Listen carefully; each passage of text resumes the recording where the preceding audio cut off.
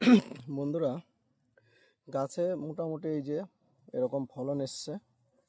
আর জল ছিল, ধরো প্রচুর, এই সব জায়গা দিয়েও জল ছিল। জল এখন দেখো ওই যে সামনে দেখা যাচ্ছে, আর 2 লাইন মতন জল আছে।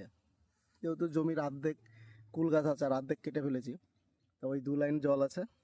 আর এদিকে জল পুরো শুকিয়ে গেছে, আপাতত জমি প্রায় শুকনোর দিকে। এখন সার প্রয়োগ করা যায় জমিতে। কিন্তু আর একটা বিষয় হচ্ছে যে আমার গাছে ফলে কোনো রোগ দেখা যাচ্ছে না, শুধুমাত্র একটি রোগ বাদে।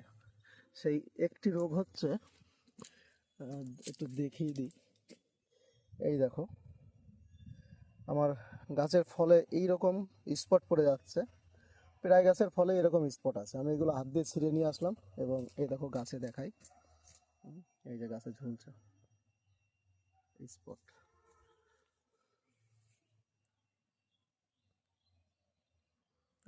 স্পট, এরকম স্পট পড়ে যাচ্ছে। তো বন্ধুরা, এই স্পটটার জন্য আমাকে কোন ওষুধ ব্যবহার করতে হবে? কারণ এইরকম আমার আগে পরে কোনো দিনই হয়নি 4 বছরে। আমি এর জন্য কোনো ওষুধ ব্যবহার করিনি। তো এখন এর জন্য কী ওষুধ ব্যবহার করব সেটা বুঝে পারছি না। তো বন্ধু, তোমাদের যদি কারোর জানা থাকে কী ওষুধ ব্যবহার করলে এটা ঠিক হবে, তুমি আমাদের একটু কমেন্টস করে জানিও, তাহলে উপকৃত হব। ফল কিন্তু গাছে প্রচুর বড় বড় সাইজ এসছে, বড় হয়ে গেছে ফল।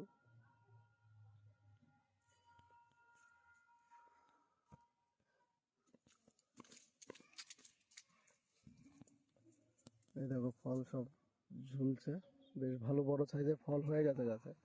এর উপর আমার জল জমা সত্ত্বেও এই জমিতে হাঁটু অবধি জল ছিল। এই উপরের এই অংশে আমার মোটামুটি হাঁটু অবধি জল ছিল। আমি গামবুট পরেও ভেতরে আসতে পারতাম না, জল ঢুকে যেত ভেতরে। কিন্তু সেই জল থাকা সত্ত্বেও গাছে এত সুন্দর ফল দাঁড়াবে আমি ভাবতে পারিনি। আমি হয়তো ভেবেছিলাম যে এবছর হয়তো কুল নিয়ে আমার আর মার্কেটে যাওয়া হবে না। আমি দোকানদারদের কিংবা যে চাষি ভাইয়ের কাছে দেওয়া হয়, যে চাষি তো না অ্যাকচুয়ালি ফড়িয়ের কাছে দেওয়া হয়, তো আমি আর দিতে পারবো না। কিন্তু যা ফল হয়েছে আশা করি মার্কেটে নিজের মুখটা দেখাতে পারবো সবাইকে। কিন্তু এই একটাই প্রবলেম, এইটা কি করলে ঠিক হবে একটু কমেন্টস করে জানিও বন্ধুরা।